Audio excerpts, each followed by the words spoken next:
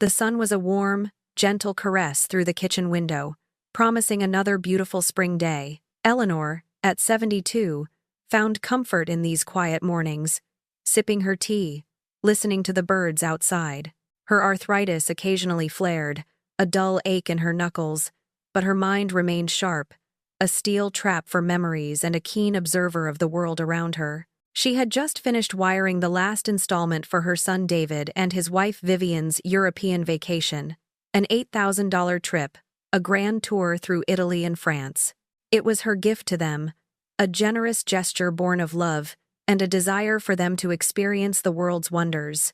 Something she and her late husband had always planned but never quite managed. She imagined their joy, their photographs, the stories they would tell upon their return. The phone rang, startling her slightly. It was David, his voice hurried. "Mom, Vivian's on the other line. Can you transfer her?" Eleanor nodded to herself, though he couldn't see. She fumbled with the cordless, passing it over. "Vivian, dear, David's on the other line for you," she chirped, then moved to hang up her end. Perhaps it was a faint crackle, a momentary lapse in attention, or simply an old woman's clumsy fingers. Whatever it was, the line remained open. She heard Vivian's voice. Not the sweet, polite tone she used with Eleanor, but something sharper, almost brittle. "No, he's not busy. He's just talking to his mother," Vivian said, her voice laced with a faint impatience. Eleanor paused, a teacup halfway to her lips. She shouldn't listen, she knew. But a strange curiosity held her captive. Then, the words that followed stole the breath from her lungs. "It's all set, David. The flights are confirmed, the hotel's paid for. Mom just wired the last $8,000 this morning." There was no gratitude, only a cold, almost resentful tone. "Honestly, it's almost worth it, having to perform gratitude for all this money, knowing what we'll do when we get back." Eleanor's hand trembled, the teacup clattering softly against the saucer. What would they do? A chilling premonition settled over her. She gripped the counter, straining to hear, her heart pounding a frantic rhythm against her ribs. Vivian continued, her voice dropping conspiratorially. Yet every word seemed to echo in the sudden silence of Eleanor's kitchen. "Once we're back, the plan is simple. We'll arrange for a full assessment. With all her senior moments lately, it won't be hard to get a doctor to declare her incompetent. We can then get her to sign over power of attorney. For her own good, of course." Vivian's tone was smooth, calculating, utterly devoid of warmth. Eleanor felt a wave of nausea. Senior moments? Yes, she sometimes misplaced her glasses or forgot a name, but she was perfectly lucid, perfectly capable. This was a fabrication, a cruel twisting of her natural aging. To declare her incompetent, to take away her agency, her very self? It was an assault.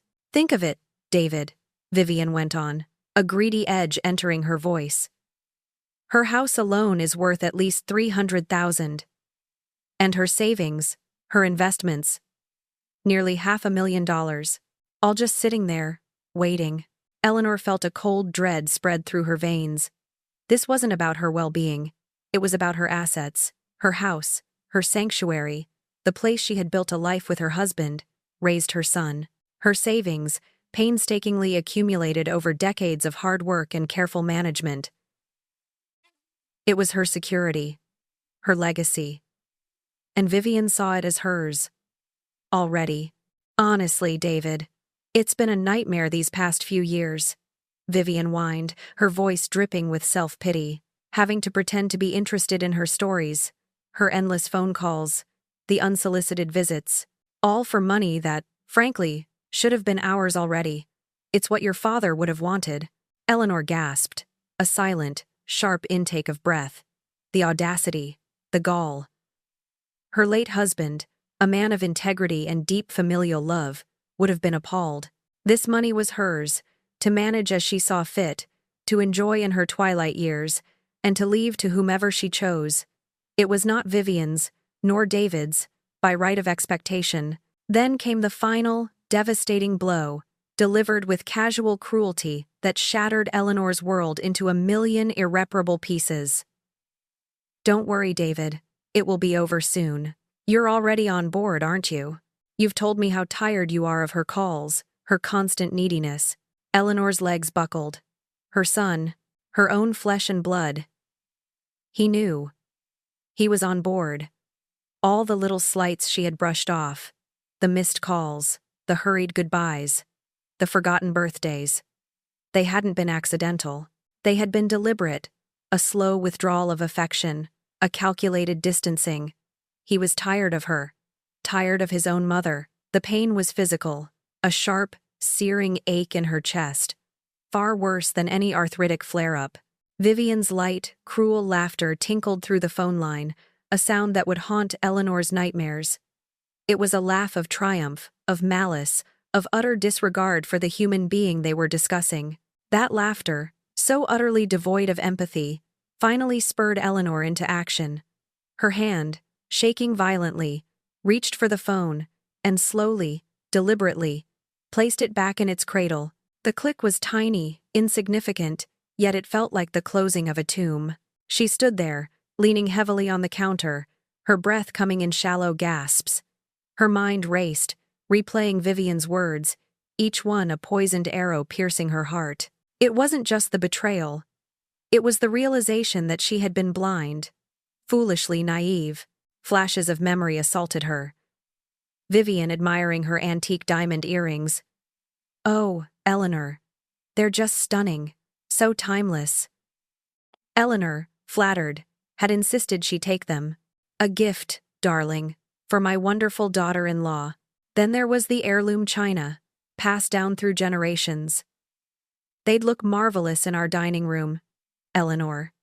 Such a shame to keep them tucked away in a box. Eleanor, touched by Vivian's supposed appreciation, had packed them carefully herself. She had mistaken Vivian's covetousness for affection, her manipulation for admiration. She had been so eager for their love, so willing to believe in it. Now, sitting alone in her silent kitchen, the sun no longer feeling warm but cold and indifferent, Eleanor saw it all with horrifying clarity. To them, she was not a mother, not a person, not even an aging relative to be cared for. She was simply a bank account, a financial obstacle to be removed, a source of inheritance to be plundered. Her life, her memories, her very existence had been reduced to numbers on a spreadsheet, assets to be acquired. A profound sense of cold fury began to simmer beneath the pain. They wanted to discard her, to lock her away and strip her of everything. They thought she was frail, forgetful, easily manipulated. They thought she was weak. A faint, almost imperceptible smile touched Eleanor's lips, a glint of steel entering her eyes. She reached into a small ceramic jar on the counter, her fingers brushing against a few loose change coins before closing around a crisp, embossed business card. Evelyn Black, Estate Law and Litigation. Sandra had given it to her years ago, a casual recommendation during a bridge game. Just in case, Eleanor. You never know when you might need a good lawyer. Eleanor smoothed the card with her thumb. Vivian wanted to play games with her money and her life. Fine, but she was about to learn that this particular game had rules she didn't know about, and Eleanor was much better at it than she could possibly imagine. Eleanor's hand trembled slightly as she dialed the number on the business card. The name Evelyn Black shimmered under the kitchen light. It was late afternoon now, the earlier warmth of the sun having given way to a cooler, more reflective light. Evelyn Black, Estate Law. A crisp, professional voice answered. My name is Eleanor, she began, her voice steadier than she expected. Eleanor Reynolds. I was given your card by Sandra Davies some time ago. I need to speak with you urgently. It's about my estate, and a rather pressing family matter. She didn't elaborate. Not over the phone, but the urgency in her tone was unmistakable. Evelyn, sensing the gravity, listened patiently. Mrs. Reynolds, I understand. My schedule is quite tight, but if it's truly urgent, I can fit you in first thing tomorrow morning, 9 a.m. Sharp. Does that work for you? Perfectly, Eleanor replied, a sliver of relief cutting through the knot of anxiety in her stomach. Thank you. I'll be there. That night was a torment of wakefulness. Eleanor lay in her bed, the familiar comfort of her quilt offering no solace. Vivian's cruel laughter echoed in her mind. A discordant melody played on the strings of her deepest fears. But it was David's complicity that truly stung, a betrayal that festered like an open wound. Her son, her only child, the boy she had nurtured and loved unconditionally, was willing to cast her aside for money. The thought was unbearable. She reflected on all the years, all her efforts to be the perfect, non-interfering mother-in-law. She had always offered support, never criticism. She had learned to bite her tongue, to overlook Vivian's occasional condescension, to smile through the thinly veiled barbs. She believed in generosity, believing that if she gave freely, love and appreciation would naturally follow. She remembered the expensive cruise she had paid for them a few years back, the down payment on their first car, the countless gifts, large and small, and Vivian, with her practiced charm, had always managed to exploit that generosity, subtly guiding Eleanor toward ever more lavish expenditures, always with a sweet smile and a hug, always with a whispered, "You're the best, Eleanor." Eleanor had mistaken calculation for affection, a transaction for a relationship. The realization now tasted bitter, like ash in her mouth.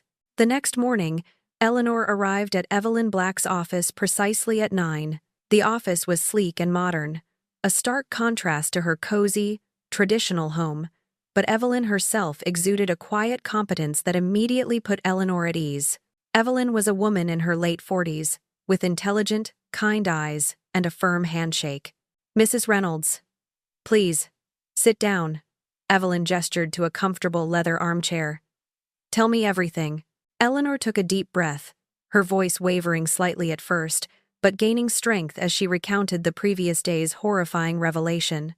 She detailed the entire overheard conversation, Vivian's chilling plans to have her declared incompetent, the mention of nursing home research, and the precise way they had calculated her assets. The house, the savings, the investments. She even managed to convey the sickening casualness of Vivian's laughter and the devastating revelation of David's agreement. Evelyn listened, her expression growing increasingly grim.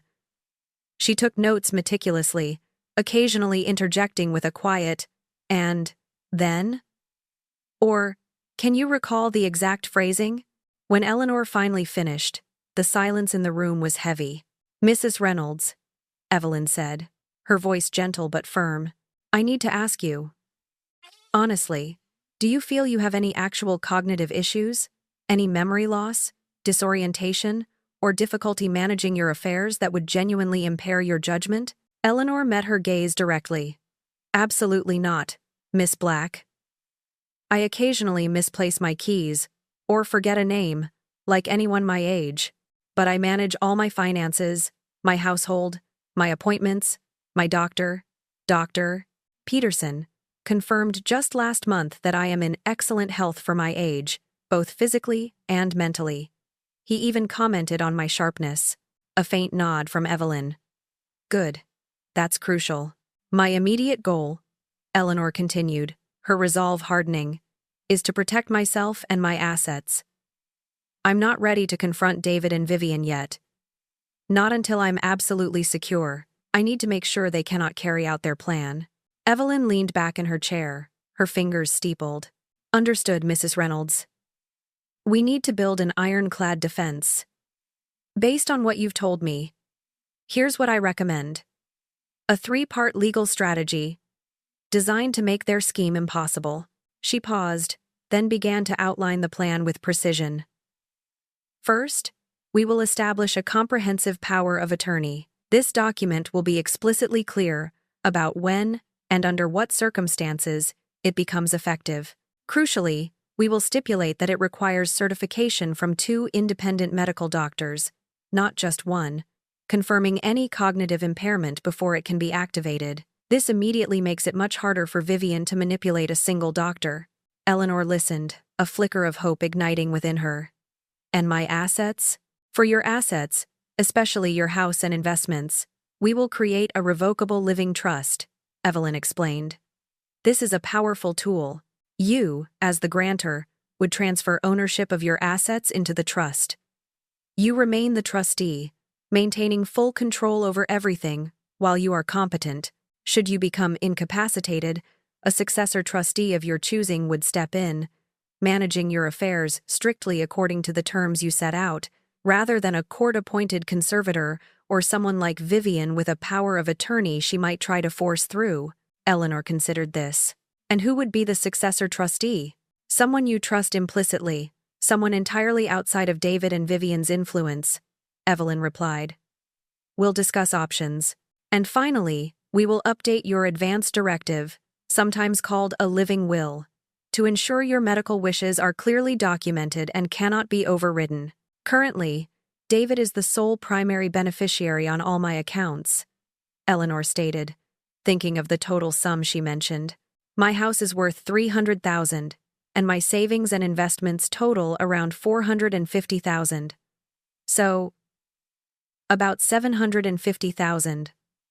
All told, Evelyn nodded, making another note. That's significant. Now, to preemptively counter any competency challenges they might try, we will also arrange for a recent medical and psychological evaluation. We need clear, irrefutable evidence that you are of sound mind and capable of making your own decisions now, while you are setting up these protections. Do you have someone in mind for the evaluation? Eleanor asked. I do, Evelyn confirmed.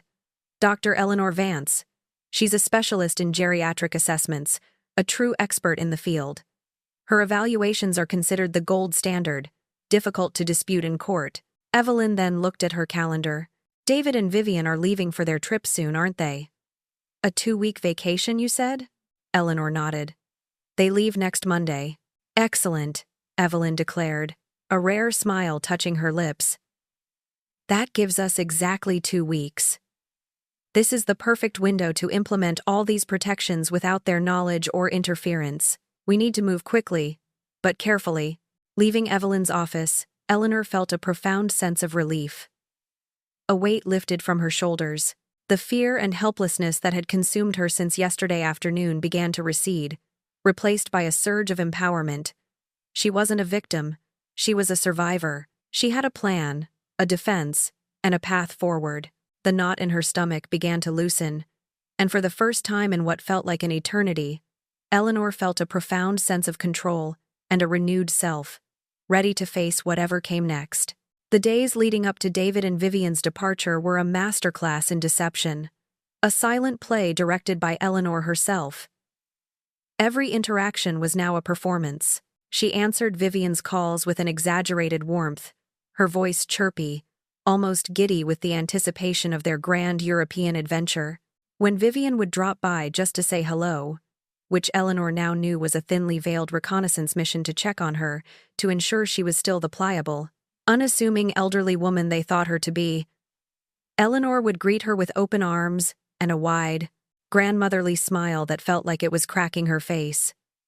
Each, "Oh, darling, how thoughtful," or "You're so good to me," was a strategic line delivered with careful precision, a small step in her elaborate act. She observed Vivian's every move, noting the calculating glint in her eyes behind the feigned affection, the way her gaze lingered on the ornate mantelpiece clock, or the sterling silver tea set. It was all part of the game, and Eleanor was learning to play it with a chilling new resolve. One afternoon, Vivian called, her voice a practiced blend of sweet deference and subtle demand. "Mom, darling, everything's almost ready for the trip, thanks to your incredible generosity. Just one tiny thing has come up. David and I were thinking about travel insurance. You know, just in case something happens. It's an extra $300, and with all the flights and hotels, our budget is a little stretched." She ended with a light, hopeful chuckle, clearly expecting Eleanor to volunteer. A flicker of irritation sparked within Eleanor. $300. On top of $8,000, it was another small toll extracted, a testament to their bottomless sense of entitlement. But she needed to maintain the facade. "Oh, of course, darling. Travel insurance is absolutely essential these days. Don't you worry about it for a moment. I'll just transfer the funds for you right away. You focus on packing," Eleanor responded, her voice dripping with an almost saccharine sweetness. She could practically hear Vivian's satisfied smile through the phone. Then came the next move, a slightly more sophisticated attempt at control. "That's so wonderful of you, Mom. You're truly the best," Vivian gushed. "Actually, I was just thinking, David and I worry about you being alone for 2 whole weeks. My sister, Chloe, is looking for a place to stay while her apartment is being renovated. Wouldn't it be lovely if she stayed with you? You'd have company, and she could keep an eye on things." Eleanor's mind instantly registered the true intent: surveillance. Chloe, Vivian's younger sister, was almost as calculating. This wasn't about company. It was about having a mole in the house, a constant reporter on Eleanor's activities. "Oh, that's so thoughtful of you, Vivian," Eleanor replied, her tone still warm, but a subtle shift in its core. "But you know, I'm actually really looking forward to the quiet. A whole 2 weeks just to myself, no interruptions, reading my books, puttering in the garden. I've been so busy lately. I think a little solitude is just what the doctor ordered. And I wouldn't want to put Chloe out of her way, especially with her own place being renovated." She made it sound like she was doing Chloe a favor by declining. "But give her my love. Tell her I hope her renovations go smoothly." Vivian hesitated, clearly surprised by Eleanor's gentle but firm refusal. "Oh, well, if you're sure, Mom. Just thought it might be nice." The slight edge of disappointment in Vivian's voice was unmistakable. Eleanor had won that small battle. The next morning, Eleanor found herself in Dr. Eleanor Vance's office. The specialist in geriatric assessments was a calm, professional woman with kind, intelligent eyes that seemed to miss nothing. The appointment lasted almost 2 hours, a thorough and extensive battery of tests. Dr. Vance presented Eleanor with puzzles, asked her to recall sequences of numbers, remember specific words after a distraction task, and discussed current events and detailed aspects of her personal history. Eleanor navigated each task with an inner satisfaction, answering questions about her financial management, her daily routine, and her long-term memories with ease and clarity. She felt a quiet pride as she effortlessly recalled dates and details, proving to herself, and soon to the legal world, that her mind was as sharp as ever. When the assessment concluded, Dr. Vance looked at Eleanor with a genuine smile. "Mrs. Reynolds, I can unequivocally state that your cognitive function is excellent, not just for someone of your age, but for someone of any age. Your memory, your reasoning, your judgment, they are all remarkably intact. Any claim of incompetence against you, based on these results, would require fabricated evidence." A profound wave of relief washed over Eleanor, so intense it almost made her weep. "Thank you, Doctor," she managed, her voice thick with emotion. "Thank you so much." The doctor's words were a shield, a powerful weapon against the insidious plot being woven against her.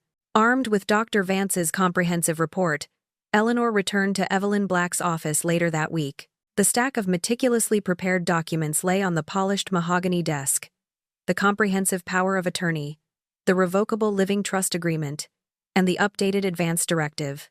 Evelyn reviewed each page, explaining the intricacies, the protections embedded within every clause. "This power of attorney," Evelyn reiterated, "cannot be activated without the certified assessments of 2 independent medical doctors, unequivocally stating you are incapacitated, and even then, it designates your chosen successor, not someone Vivian might try to force upon you." Eleanor signed each document, her signature firm and decisive. Each stroke of the pen felt like an act of rebellion, a reclaiming of her autonomy. With each signature, the invisible shackles Vivian and David had sought to impose fell away. As the final document was signed and witnessed, Evelyn paused, her expression softening slightly. "Eleanor," she began, using her first name, "we've put strong legal protections in place. But I need to caution you about another area of manipulation: emotional blackmail, particularly concerning your grandchildren, Lily and Leo. Correct?" A pang of sadness, sharp and familiar, pierced through Eleanor. "Yes, Lily and Leo," she whispered, her voice losing its newly acquired strength. "They're wonderful children. But truthfully, Evelyn. Vivian has effectively isolated me from them for years. There's always an excuse. They're busy with school, they have friends over, they're sick. I rarely see them more than a few times a year. And never alone. I haven't had them overnight I can't even remember how long. The admission felt heavy, a burden she had carried silently for too long. Evelyn nodded, her face etched with understanding. I thought as much. Manipulators often isolate their victims from loved ones, especially those who might offer emotional support or reveal the true nature of their control. It weakens your resolve, makes you feel alone, and gives them more leverage. The lawyer's words brought a chilling validation. It wasn't her imagination, or just a busy family. It was a deliberate strategy. Vivian wasn't just after her money, she was after her entire life, including her connection to her beloved grandchildren. The realization solidified Eleanor's resolve even further. This was more than just property. It was about her dignity, her family, and her future. The morning of David and Vivian's grand departure dawned with a crisp, clear sky, a deceptive beauty that mirrored Eleanor's own carefully constructed facade. She had brewed coffee, strong and fragrant, preparing for Vivian's final pre-trip visit. Promptly at 9, Vivian's luxury SUV, gleaming in the morning light, pulled into Eleanor's driveway. Eleanor watched from the window, a detached observer in her own life, noting the vehicle's polished chrome, a car she had, in part, helped them afford. Vivian swept into the kitchen, a whirlwind of manufactured enthusiasm and expensive perfume. She was a vision of pre-vacation glamour, dressed in stylish, wrinkle-free travel attire that looked straight out of a glossy magazine. Her blonde hair was perfectly coiffed, her makeup impeccably applied. She brandished a designer handbag, clearly new, and pointed to her gleaming, comfortable travel shoes. "Oh, Mom, isn't it just gorgeous?" she exclaimed, twirling slightly to show off her new silk scarf.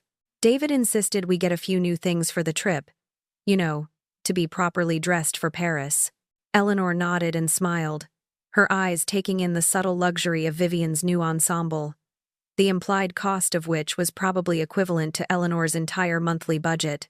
The expenses just kept piling up, all enabled by her supposed generosity. "Coffee, darling?" Eleanor offered, her voice as warm and inviting as ever. "Oh, yes, please. Black. Just how I like it." "I'm buzzing with excitement. I barely slept a wink," Vivian chattered, settling into the chair opposite Eleanor, a bright, artificial smile plastered across her face. "But I didn't forget you, Mom," she announced, reaching into her elegant handbag. She produced a small velvet pouch and pushed it across the table. "A little something to remember us by while we're gone. Just a tiny token of our appreciation for everything." Eleanor's fingers closed around the pouch. Inside, nestled on a bed of tissue, was a small, silver-plated pendant necklace with a synthetic, sky-blue stone. It was flimsy, mass-produced, and probably cost no more than $30. Her smile remained fixed, but inside, a bitter laugh bubbled up. She had just spent $8,000 on their luxurious vacation, covering every flight, every hotel, every pre-booked experience, and she'd been brought a trinket that cost less than what she spent on groceries each week. The sheer audacity, the thinly veiled contempt in the gesture, was almost comical. "Oh, Vivian, how absolutely lovely," Eleanor cooed, feigning delight as she held the necklace up. "It's so thoughtful of you." "I'll wear it." Vivian, oblivious to the nuanced venom in Eleanor's voice, beamed. "Isn't it sweet? It reminded me of your eyes, Mom." She then launched into an animated, breathless description of their meticulously planned itinerary. First, 3 days in Paris, the Louvre, Eiffel Tower, a romantic dinner cruise on the Seine, then a high-speed train to Rome for ancient ruins and gelato. And then, darling, the highlight, a week in Tuscany, staying in this incredible villa, with a private chef for some evenings, and a cooking class in Lyon on our way back. Can you imagine? Eleanor listened, nodding politely, interjecting with appropriate gasps and exclamations of wonder. but her mind was racing, performing its own silent calculations. Paris, Rome, Tuscany, Lyon, the private chef, the wine tours, the fashionable clothes Vivian was already wearing. The $8,000 she had contributed was just the foundation. She knew David and Vivian's spending habits all too well. They would undoubtedly be indulging in expensive meals, souvenirs, high-end shopping. Likely another $5,000. At least, she thought grimly, her suspicions of their impending credit card debt solidifying into certainty. They were living far beyond their means, and she had been their unwitting ATM. Honestly, Mom, we just can't thank you enough, Vivian gushed, refilling her coffee cup. This trip is a dream come true, and it's all thanks to your incredible generosity. You're simply the best mother a son could ask for. And speaking of which, Vivian continued, her voice suddenly sweet and solicitous. Your birthday is coming up soon, isn't it? We should really plan something special when we get back. A lovely dinner, perhaps? My treat, of course. Eleanor's smile tightened, almost imperceptibly. Her birthday. A date Vivian had conveniently forgotten for the past 3 years, or at best, marked with a hurried phone call and a generic e-card. Now, with $8,000 in their pocket and the promise of more to come, she was suddenly eager to celebrate. It was all so transparent, so insulting. Oh, that's so kind of you, darling, Eleanor replied, her voice managing to convey a warmth she certainly didn't feel. Let's focus on you two having a wonderful trip first. Finally, with a flurry of hugs, air kisses, and promises to call from abroad, Vivian gathered her designer bags. David's waiting in the car. Mom, we have to go. Wish us luck. Have a truly wonderful time, darling, Eleanor said, watching Vivian's retreat with a practiced, loving gaze. She stood at the door, waving as Vivian slid into the passenger seat of the SUV. David gave a quick honk, and then they were gone, disappearing down the tree-lined street.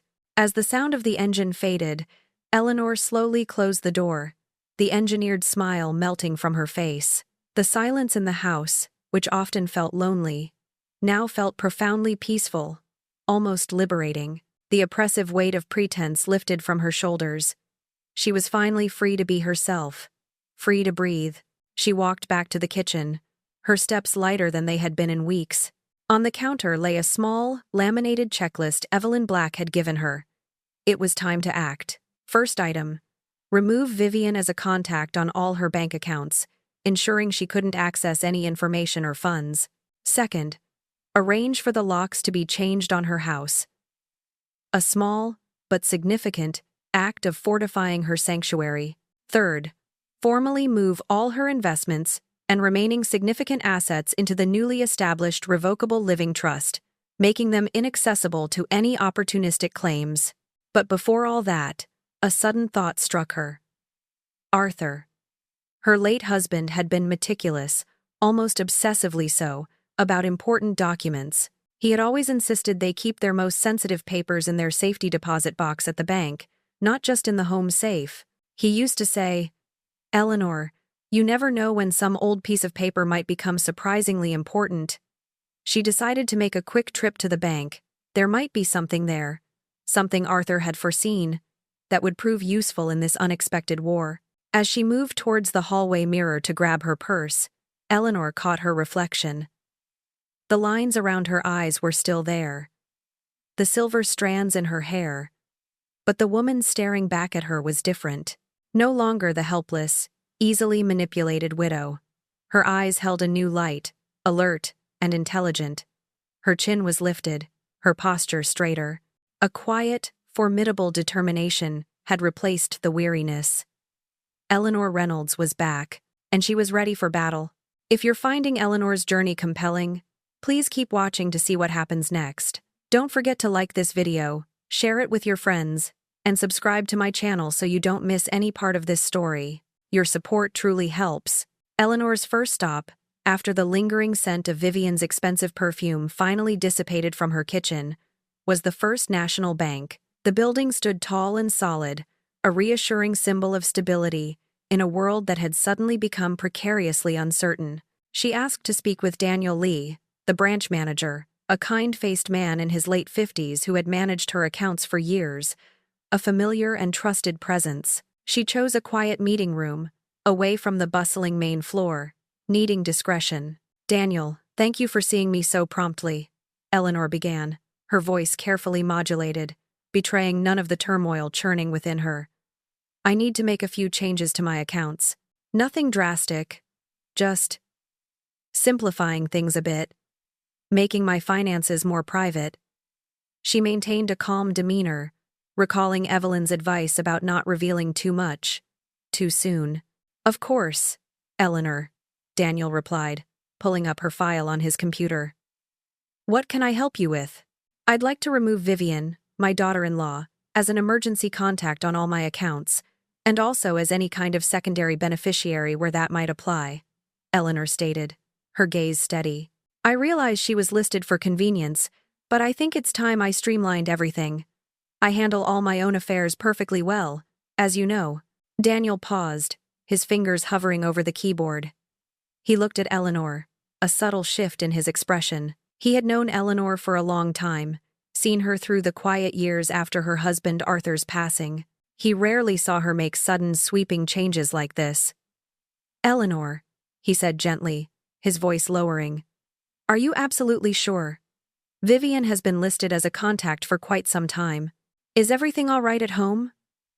We sometimes see these kinds of requests when there are deeper family issues at play." His eyes held a flicker of genuine concern. "We have resources available, should you ever feel pressured about your finances, or if you suspect any form of elder financial abuse. It's sadly more common than people realize." Eleanor felt a jolt of validation. Daniel's subtle offer of support, his understanding glance, confirmed her worst fears weren't just paranoia. "I appreciate that, Daniel," she said, managing a small, reassuring smile. "But no, everything is fine. Just a spring cleaning of my affairs, you might say. I'm simply taking a more active role in managing my privacy." Daniel, though still looking slightly concerned, proceeded with the changes, removing Vivian from every listed capacity. Eleanor left the bank with a renewed sense of security, one layer of her defense firmly in place. Her next call was to Mark, a local locksmith. "I need all the locks on my house changed, Mark. Today, if possible. I've had some security concerns recently." Evelyn had been adamant about this step. "It's not just about keeping them out, Eleanor," she'd explained. "It's about establishing a clear boundary, physically and legally. If they have a key, they have access. No key, no access." Mark arrived that afternoon, a sturdy, no-nonsense man with calloused hands and a friendly demeanor. As he worked, efficiently replacing deadbolts and doorknob locks, he chatted idly. "Funny, Mrs. Reynolds. You wouldn't believe how many calls I get like this these days. More and more often, it's not burglars people are worried about. It's family. Sons, daughters, in-laws trying to get access, or who already have keys and are taking advantage." He shook his head, a grim look on his face. "Had one old gentleman last month. His daughter was bringing her new boyfriend in every week, cleaning out his liquor cabinet, pawning off his silver, all with her own key." Eleanor listened, her heart aching for the vulnerable people Mark described, a sharp reminder of her own precarious position. "It's a sad state of affairs," she murmured, watching him expertly install a new, heavy-duty deadbolt on her back door. People should be able to trust their families. While Mark was preoccupied with the final lock on the side door, Eleanor slipped away, her footsteps light and purposeful. She headed directly for the guest bedroom, the one David and Vivian used when they stayed over. A hunch, a cold certainty, guided her. They wouldn't be so foolish as to leave incriminating evidence in plain sight. But Vivian was meticulous, and often, meticulous people kept their secrets hidden, yet accessible. She systematically checked drawers, under cushions, behind picture frames. Nothing. Then, a thought struck her. Vivian wasn't a reader of thrillers. She was practical. Where would she keep sensitive documents if she needed them close but secure? Eleanor ran her hand along the edge of the mattress, feeling for any irregularities. And there it was, a thin, flat folder, tucked snugly between the mattress and the box spring, almost perfectly concealed by the dust ruffle. Her heart hammered against her ribs as she pulled it out, her fingers trembling slightly. Inside, neatly organized, was a trove of horrifying proof, printouts from various nursing home websites, some with services highlighted, others with prices circled. There were Vivian's own handwritten notes, detailing Eleanor's assets, a precise tally of her bank accounts, investment portfolios, and the estimated market value of her house. Alongside them, scrawled on a yellow legal pad, were Vivian's calculations for potential inheritance taxes and a timeline for liquidation of assets. Eleanor's blood ran cold. It was all there, laid out in chilling detail. Tucked among the papers was a business card. Emergency guardianship lawyer. The name and number glared up at her, a stark declaration of their intent to strip her of her legal rights. Then, she saw it. A single, small note, almost lost amidst the financial figures. It read, "Ours doctor appointment. Ask about memory concerns. Get official documentation of decline." A wave of icy understanding washed over Eleanor. This wasn't just about putting her in a nursing home or taking her money. They planned to fabricate evidence of cognitive decline during her medical appointments. Vivian would subtly prompt the doctor with concerns about Eleanor's memory, hoping to manipulate a diagnosis that would justify their power grab. The memory of Dr. Vance's clear bill of health, her unequivocal declaration of Eleanor's sharpness, now felt like a miraculous intervention. They wouldn't just declare her incompetent, they would make her incompetent.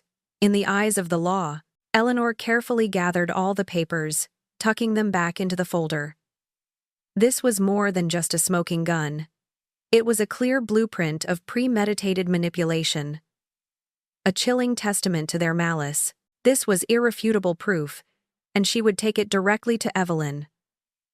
The fortress was being built, piece by agonizing piece, and now she had undeniable evidence of the enemy's siege plans. Tuesday morning, the air still crisp with the promise of spring, Eleanor found herself in the polished, minimalist office of Sarah Adams, her financial advisor. Sarah was a woman in her late 30s, sharp and empathetic, with an astute understanding of financial markets and human nature. Evelyn Black had already prepared the ground, sending Sarah the necessary legal documents regarding the newly established Revocable Living Trust. "Good morning, Eleanor." Sarah greeted her with a warm smile, gesturing to the comfortable client chair. Evelyn filled me in briefly. "I understand you're ready to proceed with moving your investments into the trust, and perhaps updating your beneficiary designations?" Eleanor nodded, placing the folder containing Vivian's chilling notes securely on her lap. "That's exactly right, Sarah. I've given this a great deal of thought. I want all my investments, my IRAs, my life insurance policies, everything, to be structured under the trust's terms." Sarah pulled up Eleanor's comprehensive financial profile on her large screen. "Currently, Eleanor, David is listed as the primary beneficiary on all your accounts. Your investment portfolio, your IRA, and your life insurance policy total approximately $750,000. That's a significant amount." She paused, her gaze gentle. "May I ask what prompted this change in direction?" A shift from a single beneficiary to a trust implies a more nuanced distribution. Eleanor had anticipated this question.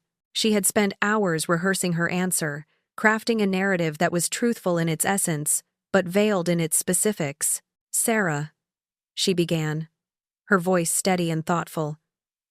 "Arthur and I always talked about our legacy, about what kind of impact we wanted to leave. For years, I simply thought of leaving everything to David, as is traditional. But lately, I've been thinking more deeply about it. I want to ensure my money goes to causes I care deeply about, causes that reflect my values, not just automatically to family, regardless of their own circumstances or how they might choose to use it." She allowed a subtle hint of wistfulness to enter her voice, a suggestion of a mature woman contemplating her final wishes, rather than a vengeful mother orchestrating a financial trap. Sarah listened, nodding slowly. That's a very wise approach, Eleanor. I often counsel clients to consider this. While family is important, sometimes children, through no fault of their own, are not always equipped to use a substantial inheritance responsibly. And focusing on philanthropic endeavors can be incredibly rewarding. It ensures your wealth continues to do good long after you're gone. Her words offered a subtle, unspoken validation, making Eleanor feel less like a schemer and more like a prudent, thoughtful donor. Over the next 2 hours, the office transformed into a command center for financial restructuring. Sarah, with her quiet efficiency, guided Eleanor through the complex process of redesignating beneficiaries and transferring assets into the revocable living trust. Each signature, each confirmation, felt like another brick in the protective wall Eleanor was building around her life and legacy. So, for the distribution within the trust, how would you like to structure it, Eleanor? Sarah asked, pen poised over a legal pad. Eleanor took a deep breath. This was the moment of true reallocation. I want David to receive 25% of the total, she stated firmly. A quarter. It was a substantial sum, enough to provide for him comfortably, enough for a responsible son, but not enough to simply squander, not enough to fuel a lavish, entitled lifestyle without any effort on his part. And the remaining 75%? Sarah inquired, her expression unreadable. Eleanor allowed herself a small, determined smile. The remaining 75%, I want to divide equally among 3 charities that have always been close to my heart. The local animal shelter. They do such wonderful work with neglected animals. The public library's literacy program for children. Education is so vital. And the Senior Assistance Fund, to help other seniors maintain their independence, just as I hope to. Sarah paused, then a genuine, approving smile spread across her face. Eleanor, these are truly wonderful choices. You're creating one of the most thoughtful and impactful estate plans I've seen in my career. Many people simply default to family, but you're actively shaping your legacy to reflect your values and contribute to the community. A profound sense of pride swelled within Eleanor. It wasn't just about protecting her wealth from Vivian and David's predatory hands. It was about redirecting it, ensuring it served a higher purpose. She was protecting her independence, yes, but also exercising her agency, making her resources truly meaningful. The bitterness that had gnawed at her for days began to dissipate, replaced by a quiet satisfaction. The established trust, Sarah explained, provided a crucial layer of protection. It meant that David and Vivian wouldn't simply receive funds automatically upon her passing. The trust could be structured with stipulations, ensuring that the remaining 25% for David would be managed by the successor trustee and dispersed with certain conditions, if Eleanor chose. It would require them to demonstrate genuine need, perhaps even responsibility, rather than just an expectation of a windfall. It bought her time, control, and a future where her hard-earned money would do good, not just fuel entitlement. Eleanor left Sarah's office that day feeling not just powerful, but purposeful. Wednesday arrived with the kind of bright, innocent sunshine that often preceded a storm. Eleanor was in the midst of repotting her beloved African violets, humming softly, when the doorbell chimed. She wiped her hands on her apron, her internal radar instantly on high alert. It was too early for her bridge club, too late for the mailman.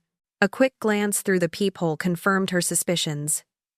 It was Chloe, Vivian's sister, standing on her porch, holding a steaming casserole dish. The spy, Eleanor thought, a sardonic smile touching her lips. Eleanor opened the door with a practiced warmth, her smile genuine for a moment as she took in Chloe's nervous, yet determined expression. Chloe, darling, what a surprise. Do come in. Chloe stepped inside, a whirlwind of apologies and effusive concern. Oh, Eleanor, I hope I'm not disturbing you. Vivian called me from Paris. Well, she just landed, I think. And she was so worried about you being all alone. She insisted I pop over, just to check on you, make sure you're all right, and bring you this. It's my famous chicken and mushroom bake, just out of the oven. Her voice was a little too bright, her concern a little too exaggerated, making the performance transparent to Eleanor's newly sharpened senses. "How thoughtful of Vivian. And you, dear," Eleanor cooed, taking the heavy dish. "You're both too kind. Please, sit down. I'll put this in the kitchen." As Eleanor moved towards the kitchen, she could feel Chloe's eyes on her, a subtle, almost imperceptible darting gaze. While Eleanor busied herself with the casserole, Chloe made a slow, deliberate circuit of the living room. Her eyes lingered on the framed family photographs on the mantelpiece, scrutinizing them as if searching for clues. Eleanor watched her reflection in the glass of a landscape painting, noting how Chloe's gaze then flicked towards the small desk in the corner, where Eleanor's mail usually rested, before quickly looking away as if she hadn't been prying. "Eleanor," Chloe began, settling onto the sofa, her voice dropping to a sympathetic tone. "Vivian was telling me she's a little concerned about you. You know, with your memory issues. She said you've been a bit forgetful lately." The words were delivered with a careful, almost regretful air, as if Chloe were merely repeating a sad truth. It was a direct quote, almost verbatim, of Vivian's earlier claims. Eleanor turned from the kitchen counter, meeting Chloe's gaze directly. Her face was serene, her voice calm and firm. "Memory issues? Oh, no, Chloe, I don't believe I have any significant memory problems. I mean, who doesn't occasionally misplace their keys or forget a name on the tip of their tongue? But my doctor, Dr. Peterson, recently gave me a clean bill of health, and Dr. Vance, a specialist, confirmed my cognitive function is excellent. I'm quite sharp, actually." She offered a small, disarming smile. Chloe's sympathetic mask remained firmly in place, though a flicker of surprise crossed her eyes. "Well, that's wonderful to hear, Eleanor. Vivian was just so worried. You see, she just wants what's best for you. It's just, living alone, maintaining such a large property at your age, it can be quite a challenge, can't it?" Chloe's gaze drifted pointedly towards the high ceilings and the relatively spacious rooms of Eleanor's house, hinting at the burden. The implication being that Eleanor was no longer capable. "Oh, I manage perfectly well, dear," Eleanor replied, her voice maintaining its cheerful, unbothered tone. "My garden is thriving. The house is easy to keep. I actually enjoy the peace and quiet." Chloe then shifted tactics, a more direct attempt at information gathering. "And speaking of peace and quiet, wow, that European trip Vivian and David are on. It sounds absolutely divine. $8,000, wasn't it? Vivian said you were just so incredibly generous, Eleanor.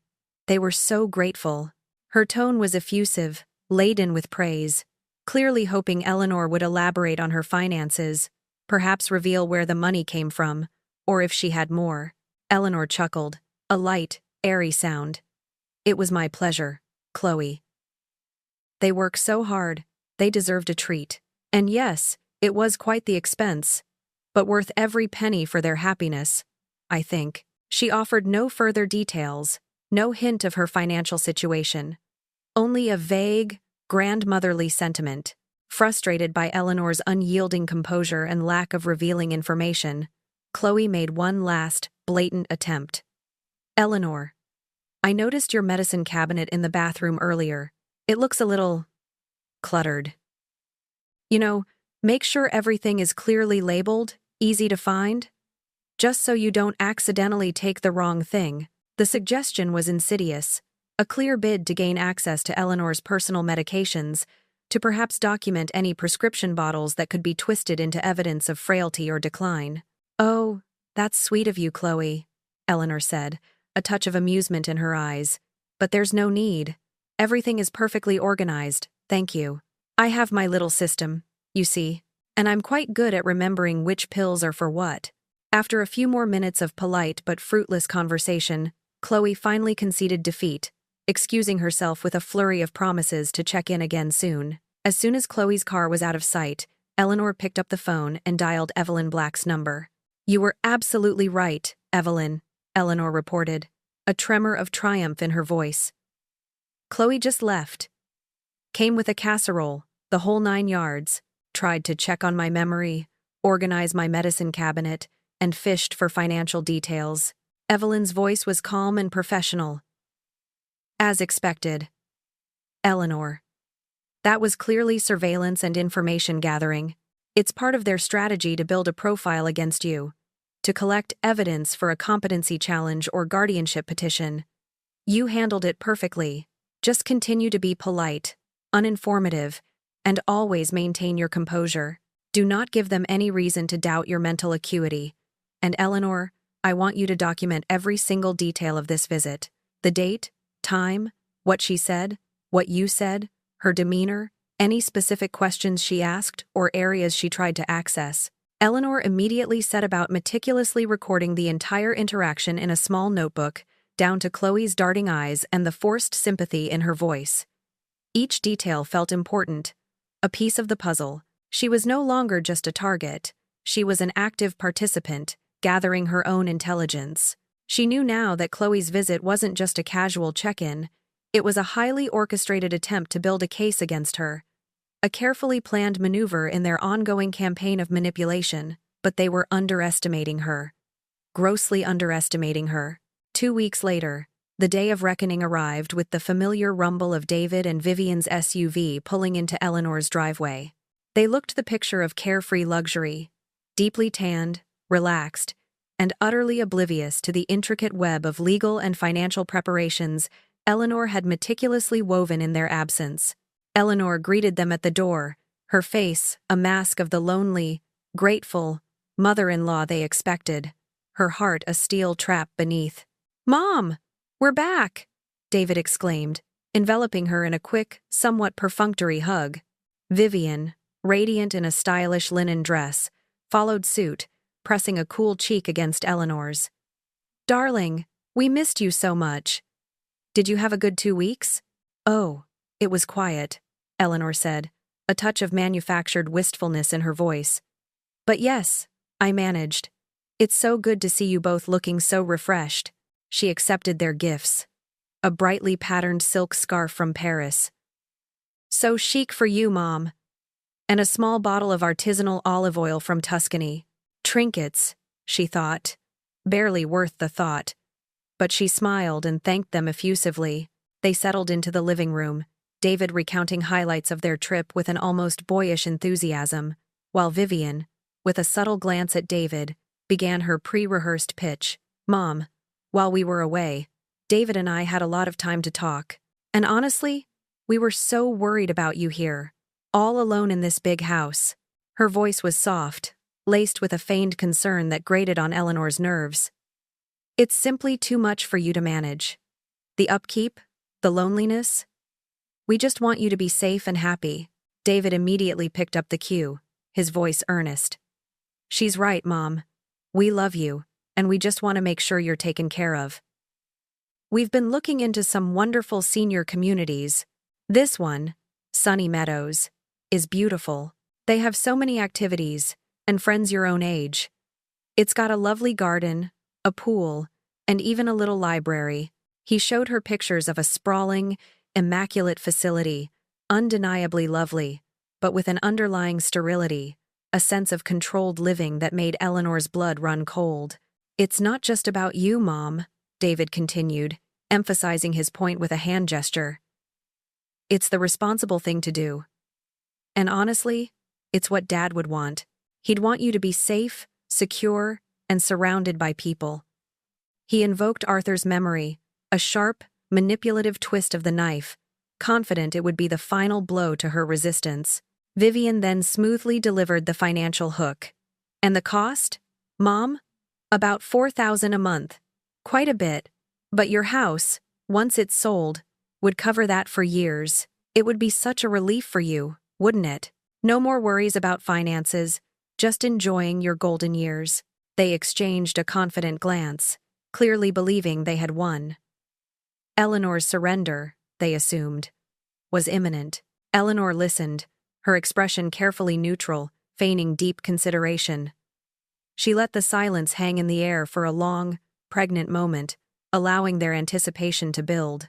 Finally, she looked from David to Vivian, her eyes calm and unwavering. "You know," she began, her voice soft, almost meditative. I have thought about it. And yes, I've made my decision. David and Vivian leaned forward, their faces alight with triumphant expectation, already visualizing their future, freed from the burden of their inconvenient mother. Then, Eleanor delivered her crushing blow.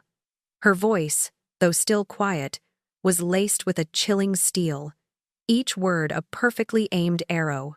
I've decided that anyone who would plan to throw their own mother into a nursing home, declare her incompetent, and plunder her assets, all while she's paying for their extravagant European vacation, is someone who doesn't deserve to inherit a single dollar from me. The air left the room in a gasp. The silence that followed was deafening, thick with shock and disbelief. David's mouth hung slightly open, his tan fading to an ashen gray. Vivian's perfectly coiffed facade crumbled, her eyes wide with panic. Eleanor reached down beside her chair and calmly slid a thin manila folder across the polished coffee table. It contained Vivian's meticulous notes, the nursing home brochures, the business card for the guardianship lawyer, and the transcribed phone conversation. The rustle of paper was the only sound. Vivian snatched the folder, her eyes darting across the pages, her face twisting into a mask of pure terror. What is this? This is ridiculous. Eleanor, you're confused. This isn't mine. Her denials were shrill, stammering, utterly unconvincing. Eleanor didn't raise her voice. Oh, isn't it, Vivian? It's almost worth it, having to perform gratitude for all this money, knowing what we'll do when we get back. Get her to sign over, power of attorney for her own good. Her house is worth at least $300,000, her savings nearly $500,000. Do those words ring a bell? Eleanor quoted Vivian's own cruel words with chilling precision. And you, David, Eleanor continued, turning her unwavering gaze to her son, whose face was now a mask of horror. Vivian said you were already on board, tired of my calls, my constant neediness. Is that true, David? Were you on board with having your mother declared incompetent? David flinched as if struck. Mom, no! Vivian. What is this? What have you done? He stammered, his eyes turning on his wife, blazing with a sudden, dawning comprehension and fury. Vivian's composure shattered completely, her polite mask ripped away, revealing the raw, ugly anger beneath. Done? I did what we agreed to, David. This money should be ours anyway. She just sits on it. We need it. You know we need it, she shrieked, her voice echoing in the now tense room. Eleanor watched their unraveling with a cold, almost detached clarity. Vivian is right, David, Eleanor said, her voice cutting through Vivian's accusations. You do need it. You're deep in debt, aren't you? The new car? This European trip? The designer clothes? All paid for with credit. All enabled by the steady stream of gifts you've extracted from me. I've funded your irresponsible lifestyle for years, hoping to buy your affection, hoping for a son who truly loved me, not just my money. David and Vivian immediately descended into a bitter, venomous argument, their true feelings for each other erupting in a torrent of accusations and recriminations. Years of resentment, of financial strain, of mutual manipulation, spilled out into Eleanor's peaceful living room, ugly and raw. Stop! Eleanor's voice, though not loud, cut through their furious exchange with an authority that silenced them instantly. They looked at her, two pathetic figures, caught in their own web. Get out of my house, she commanded, her voice like ice. Both of you. You will not receive another penny from me. My estate, my trust, everything has been restructured. You are legally cut off. Your financial problems are now entirely your own responsibility, not mine. David, his face pale and stricken, finally found his voice. Mom, I'm so sorry. I didn't mean for this to happen. Please, forgive me. Eleanor met his gaze, her eyes unwavering, devoid of the maternal warmth he once took for granted. It's too late for regret, David, she said, her voice heavy with a sorrow that transcended anger. Far too late. As they stumbled out, a broken, defeated pair, Eleanor stood at the window, watching them drive away. The luxury SUV, once a symbol of their comfortable life, now seemed to shrink into insignificance. The silence that settled over her house this time was not just peaceful. It was a profound, unburdened serenity. The battle she had dreaded, the one she had fought in secret, was over. And she had won. 6 months had passed since the day David and Vivian had stormed out of Eleanor's home, their lives in disarray, while Eleanor's own had quietly begun to bloom anew. Her house, once a place that sometimes echoed with a quiet loneliness or the strained pretense of family harmony, now hummed with a different kind of peace. It was a home that reflected her choices, her newfound independence, and a serenity that came from having reclaimed her life. David and Vivian's predictable attempt to challenge Eleanor's competency had been a short-lived, humiliating disaster for them. Within weeks of their return, their lawyer, a sharp but weary-looking man, had contacted Evelyn Black. Dr. Eleanor Vance's irrefutable report on Eleanor's exceptional cognitive function, combined with Eleanor's meticulously documented evidence of Vivian's manipulative notes and the phone transcript, had left them no legal ground to stand on. Evelyn had informed them that pressing the case further would not only be futile but would likely open them up to serious elder abuse charges, given the undeniable premeditation in their scheme. Their lawyer had, very wisely, advised them to drop the case entirely. Eleanor heard snippets of their struggles through the grapevine, mainly from Sandra, who still played bridge with Vivian's friends. David had taken on a second job to cope with their mounting debts, and Vivian, stripped of her assumed inheritance, was working full-time, a concept Eleanor knew she thoroughly resented. There was no joy in their hardship for Eleanor, only a quiet understanding. For years, she had enabled their irresponsibility, cushioning their falls. Now, facing their own financial realities was, perhaps, the most difficult, but ultimately the best thing for them. It was a bitter lesson, but a necessary one. One crisp afternoon, a gentle knock came at her newly changed door. Eleanor opened it to find Miss Davies, a familiar face from her neighborhood, standing beside a tall, somewhat shy figure. It was Lily, her 16-year-old granddaughter. Eleanor's heart gave a surprising lurch. She hadn't seen Lily in months, not since the last strained family gathering before the European trip. "Eleanor, dear," Miss Davies began. "Lily asked if I could bring her over. She said she really needed to speak with you." Eleanor nodded, her gaze fixed on Lily's earnest, vulnerable face. Davies quickly excused herself, leaving grandmother and granddaughter alone in the quiet living room. Lily sat on the edge of the sofa, twisting her hands in her lap, her eyes glistening. "Grandma," she started, her voice barely a whisper. "I know what happened. Dad told me." She paused, taking a shaky breath. He cried. "Grandma, he told me everything. About Vivian's plan, about him agreeing, about you changing your will.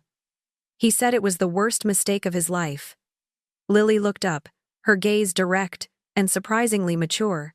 "And I think it was my fault too. We made it too easy for them to take advantage of you. We should have been there for you." Tears welled in Eleanor's eyes. It was the first honest apology, the first genuine acknowledgement of pain she had received from anyone in her direct family. She reached out, taking Lily's hands in hers, her touch firm and warm.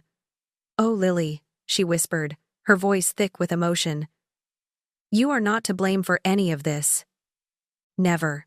You are a wonderful granddaughter." She pulled Lily into a tight embrace, holding her close, feeling the fragile connection reforge between them.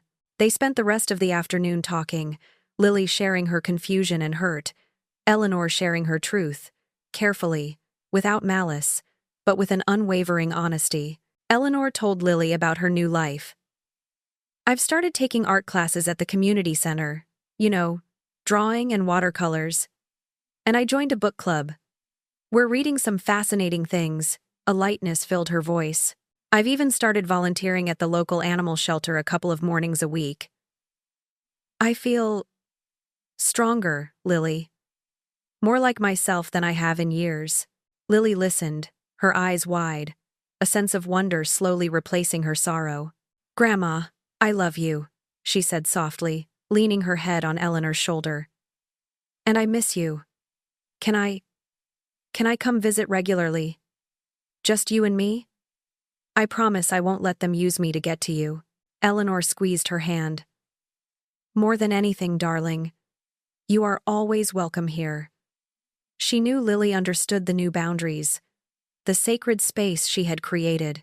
A few days later, the phone rang. It was Evelyn Black. "Eleanor, I have some news. David and Vivian are getting a divorce." There was no triumph in Evelyn's voice, just a matter-of-fact delivery. It seems their shared financial struggles and underlying resentments finally caught up with them.